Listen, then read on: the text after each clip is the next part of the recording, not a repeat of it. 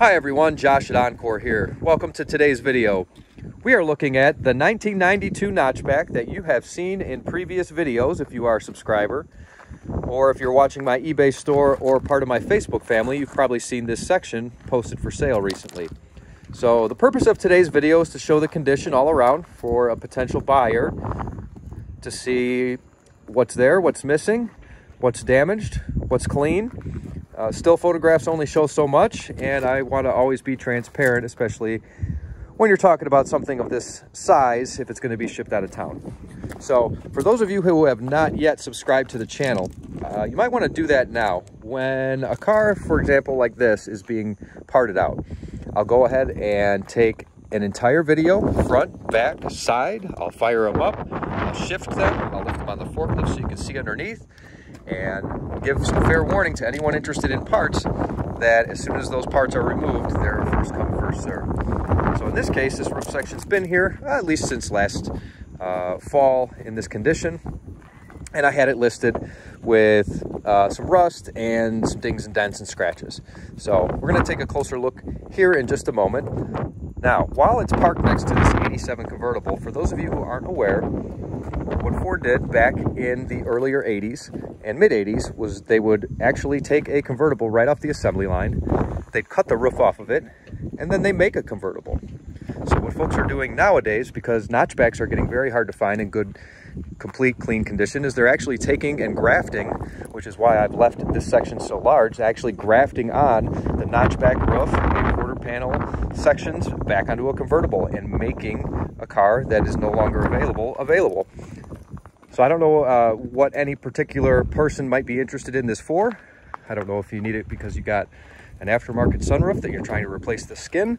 I don't know if you've got significant damage from Mother Nature, an accident, any of those things. I'm just going to show every nook and cranny that I would want to see if I were out of town, best I can for any potential persons interested. I've built a crate here, or a pallet here, so that it can be shipped. I am definitely not a carpenter, but and before this were to ship, I would ask any client or shipping company if there's any more requirements they have here. For quoting purposes, there's our dimensions if anybody needed to pause it and get an idea. Even if it's not this exact section that you're looking at, this will give you an idea of what a section would size out to be. 115 long, 6 feet wide at 72 inches and about 40 inches completely tall. So this particular piece, since we're back here in the back, we'll start here. I know to look inside. Our interior quarter panels here, sometimes they get little pop marks and things and pit holes. Now I haven't run a magnet across the whole thing, and of course it's in primer, so if there is any flaws that are beneath it, I won't be able to pull them. I will show momentarily here the inside of the quarter panel, and they're so thin and accessible, I think we'd see if there's any rust or dents or Bondo or anything like that. So it looks like the tail light panel had a little bit of weld. We're not using that, or sorry, a little bit of rust, and that's probably, I was going to say, from the weld points. That's probably where it stemmed from. It appears to be the original quarter panel. I don't see any aftermarket badging, any welding or anything on it.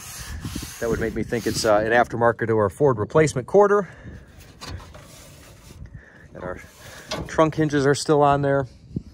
Now, I do see way inside here, and our quarter panel seam to the inner wheel well housing, there's some surface rust there. I mean, I did mention in the ad there's some rust. Rot? No, I don't see rot. I don't see Bondo.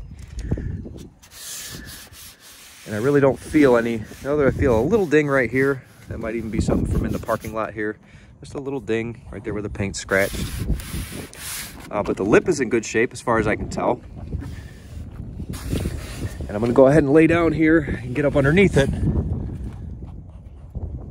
Do my best to show that this side of the car, at least, the driver's side, I don't really see any rust or pitting or anything like that. On the back side, so I'll get in there and show this back side. I do feel some, it's either burnout rubber or some kind of chemical reaction going on at the top here. So I'll show that in just a moment. But overall, a straight-ish and solid-ish piece. So let me go ahead and get up underneath that quarter panel lip, see if there's anything of consequence in there. I can see my phone, but I am a little blind. I'm not looking at it with the naked eye, I'm just looking through the phone. I really don't see any rot. So if anybody needed more pictures or video or anything like that of this particular section, this part, let me know. I'll get back in there.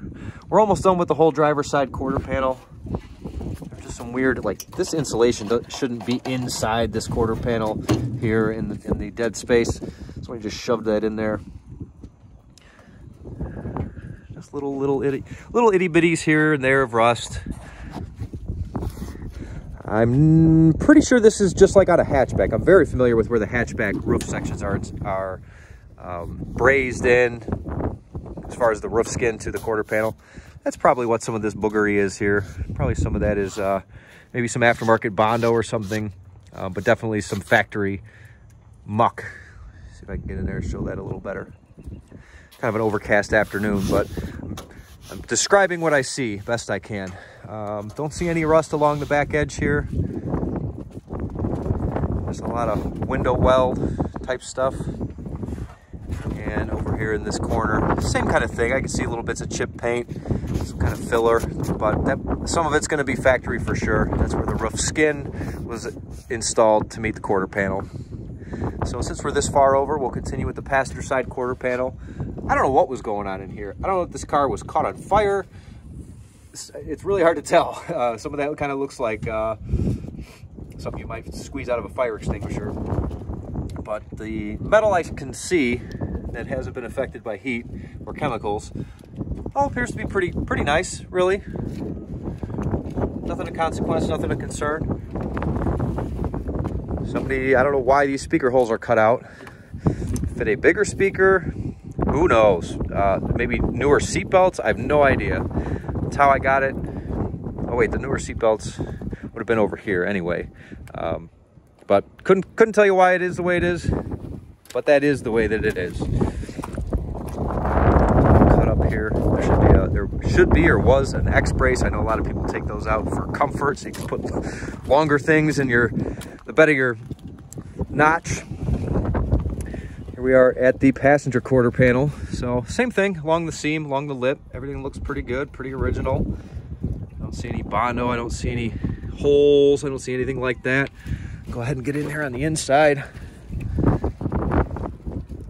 So just kind of similar to the driver's side, where it's been exposed to the air, maybe where it was welded in, it started to rust, just where there was no primer or rust preventative.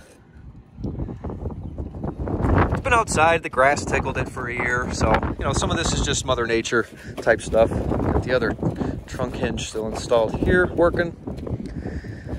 Now let's go ahead and, now this I know for sure there's some bubbles of rust on the exterior of this quarter panel.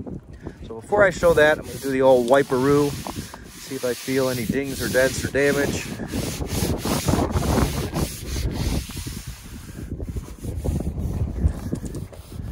I feel some kind of very little dent right there. I don't know if it'll pick up. Very little dent right there. And again, this is in the area where the roof and the quarter panel were installed, so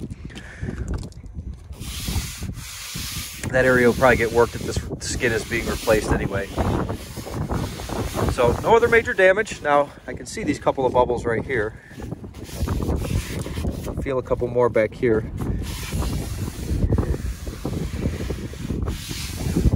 Overall, the wheel well housing,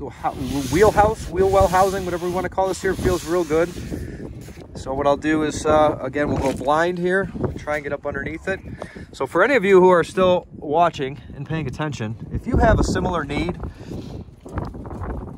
quarter panel, roof section, anything of that nature, you can go ahead and comment down below, or you can reach out to me on social medias or email sales@EncoreMPW.com. And I'll be just as thorough to show you any section I'm going to send you as well before it makes the long journey.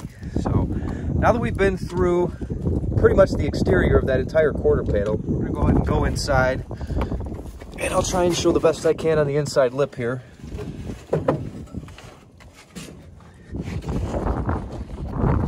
So I do see the metal lip is intact pretty much all the way across. There is some kind of body work that has been done or needs to be done right here in this area. So just this, it's about a 5-inch section just right here at the back.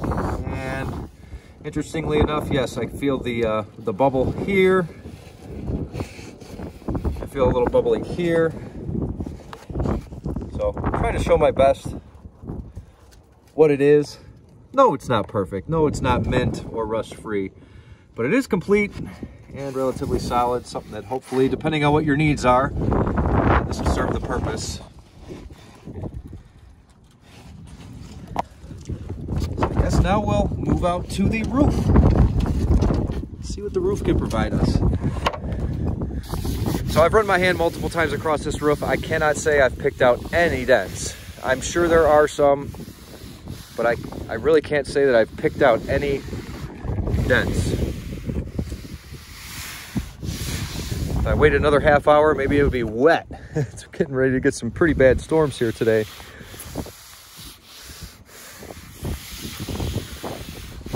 But no, I don't feel anything, any creases. I don't think there's any low spots. I don't feel anything like that. There's something right here. Seems to be like where the dome light is. Yeah, it's right in line with where the dome light is, right here. I don't know how much I can show it. The best I can. I got a primer gray car and an overcast day. Now the A-pillars, I do include. I usually cut them that way. Same deal here, like in the front as in the rear. This is where the roof was installed to the pillar. The roof skin itself was welded on right about here. And I would assume almost any hardtop I go to, I'm gonna prove myself right or prove myself wrong. Between these two cars right here, I'm gonna assume one of the two of them. This is actually a very nice car here, but even this one, I can see right. We can all probably agree. There's a line right there on this one. Okay, well at least I started there. This one doesn't have it, but it's very common on all hardtop Mustangs where the roof's put on in that brazed kind of bondoed in area. They just collect water and rust. This one is a sunroof car, so that one probably is a little worse than it would be in a full hardtop. Same here, sunroof car. But in these areas, I don't know what it was. That's just the way Ford prepped them. They either do have or don't have the right kind of sealer or welding. What's the word I'm looking for? Not material, but you know what I mean. You'd think by 92 they'd have figured it out. This side's actually not media. Is that the word I wanted to use? The right media? So this is passenger side. Not as pronounced, I guess you could say, as that driver's side seam. There is still some kind of fillers or caulking or who knows what. There's a lot of caulking along this windshield. So it might be kind of cloaking some Bondo. It's really hard to see, but as far as rust, I see some pitting starting right here, up around the corner, or up to this seam at least. And there's just so much of that caulking crap in here. It's really hard to see beyond or beneath that. If I'm underneath it, I don't know if I could flip my light on while I'm here. Looks like maybe not. That's all I see here in this corner.